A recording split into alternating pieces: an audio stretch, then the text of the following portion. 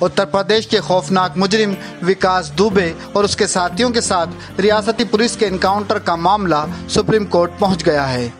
Encounter معاملات کی آزادانہ تحقیقات کے لیے جہاں مفاد عامہ کی عرضیاں ہفتے کے روز سپریم کورٹ میں دائر کی گئیں، وہیں ایک وکیل نے چیف جسٹس شرد اروند بوبڑے کو بھی عرضی لیٹر بھیجا ہے۔